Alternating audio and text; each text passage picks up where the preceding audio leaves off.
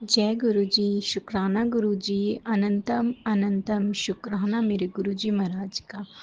ओम नमः शिवाय, शिवजी सदा सहाय। ओम नमः शिवाय, गुरुजी सदा सहाय।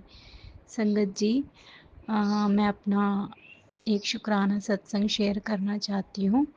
वैसे तो मेरी लाइफ में बहुत सारे चमत्कार हुए हैं गुरुजी की। जब से गुरुजी ने मुझे अपनी संगत चुना है, तब से मेरी लाइफ में बहुत बड़े बड़े बदलाव हुए हैं। और लेकिन ये मेरी ज़िंदगी का सबसे बड़ा शुक्राना है। संगत जी, मैं ना अपने बेटे को लेके ना बहुत टेंशन में रहती थी। मतलब उसकी फ्यूचर और उसके स्कूल को लेके ना मैं बहुत ज़्यादा टेंशन में रहती थी। तो क्या हुआ कि ना पहले मैं अपनी मम्मी के घर में रहती थी। अ, तो और उसके बाद ना मुझे अभी यहाँ पे अपने हस्बैंड के घर में आए हुए 2 साल ही हुए हैं। मतलब 2 साल शिफ्ट हुए, लेकिन मेरे यहाँ घर का माहौल ना अच्छा नहीं है। मतलब ऐसे ही बस मेरे हस्बैंड थोड़े ड्रिंक व्रिंक भी करते हैं और झगड़ा वगड़ा करते हैं, और अच्छा माहौल नहीं है। मतलब मेरा बेटा खुश नहीं था यहाँ पे ना। तो अब रहना तो पड़ता ही है। मैं रह भी रही थी, लेकिन बस मेरी पहले तो ये था कि मैं फेस करती थी जो भी प्रॉब्लम्स होती थी। लेकिन जब से गुरुजी लाइफ में आए हैं ना संगत जी, मुझे थोड़ी सी हिम्मत मिली है सब कुछ फेस करने की ना। और हमारे घर में इतने इश्यू हुए, इतना झगड़ा, इतना लड़ाई हुई है कि बस जो चीज़ मैंने फेस की है वो मैं जानती हूँ और गुरुजी जानते हैं। लेकिन फिर भी मैं हिम्मत नहीं हारी मैंने, क्योंकि गुरुजी मेरे साथ थे। और मैं ना अपने बेटे को लेके बहुत टेंशन में थी, क्योंकि यहाँ पे ना वो पढ़ तो रहा था, लेकिन उसको अच्छा नहीं लगता था। और स्कूल भी मतलब ज़्यादा अच्छे स्कूल नहीं है इस साइड जहाँ हम रहते हैं, जहाँ पे मेरे हस्बैंड का घर है। तो मैं हमेशा यही सोचती थी कि 12th तक कोई अच्छा सा स्कूल मिल जाए। मतलब मैं एक ही बार उसको स्कूल में डालूँ और 12th तक की टेंशन ना रहे। और मैं ये चाहती थी कि वो स्कूल मेरी मम्मी की साइड हो, क्योंकि यहाँ से मुझे बार बार वहाँ जाना पड़ता है, और फिर बार बार डिस्टर्ब होता है, उसका माइंड डिस्टर्ब होता है ना। तो क्या हुआ, जब उसके अभी फाइनल एग्ज़ाम्स चल रहे थे, तो वो गुरुजी को बहुत मानता है, बहुत विश्वास करता है वो गुरुजी पे ना। तो वो जब भी एग्ज़ाम देने जाता था ना, तो हमेशा गुरुजी का मंत्र जाप करके जाता था। और उसका एग्ज़ाम ना बहुत अच्छे हुए थे संगत जी। मतलब उसने जब वो घर आके मैं उससे पूछती थी ना आंसर क्वेश्चन पेपर से, तो उसको सब आता था। और मुझे ऐसा लग रहा था कि उसके ना 10 आउट ऑफ 90, मतलब मुझे ऐसा था कि 90% तो उसका रिजल्ट होगा ही होगा।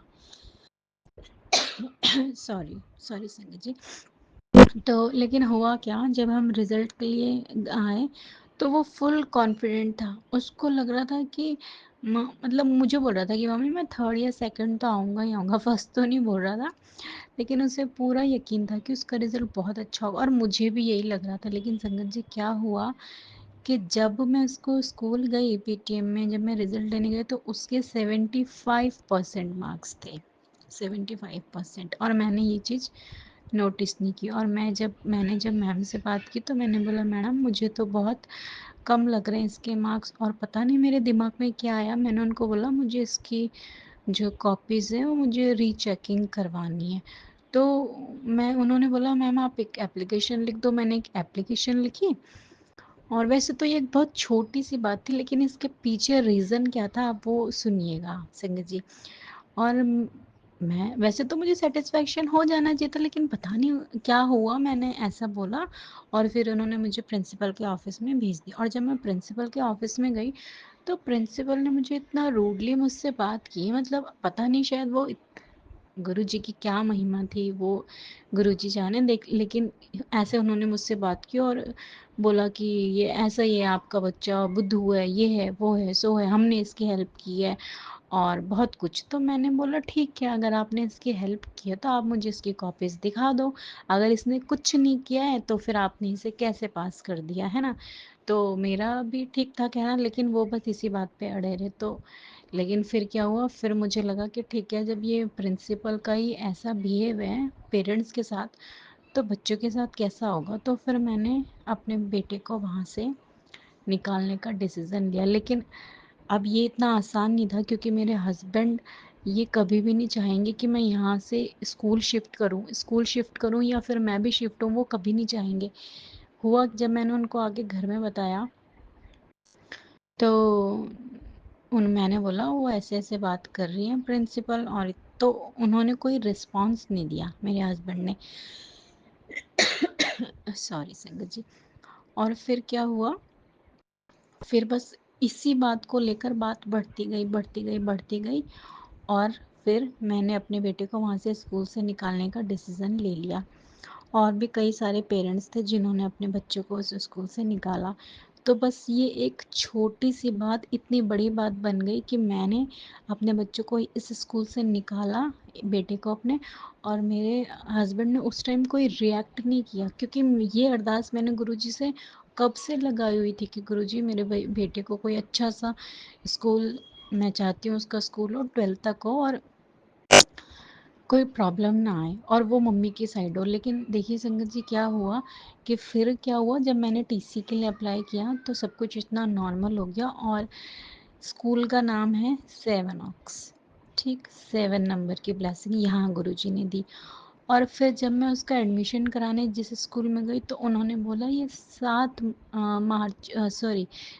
अप्रैल से रीओपन हो रहे हैं। वैसे तो अधिकतर स्कूल होते होंगे, बट यहाँ पे भी मुझे गुरुजी ने 7 नंबर से ब्लेसिंग दी मेरे बेटे को।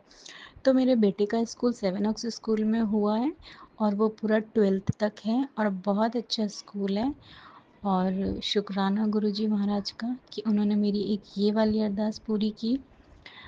और दूसरी चीज़ ये संगत जी कि मेरे घर का माहौल ऐसा था कि मेरे हस्बैंड मेरी मम्मी लोगों के घर जा नहीं सकते थे, क्योंकि हमारे घर में बहुत लड़ाई झगड़े, बहुत इश्यूज हुए थे।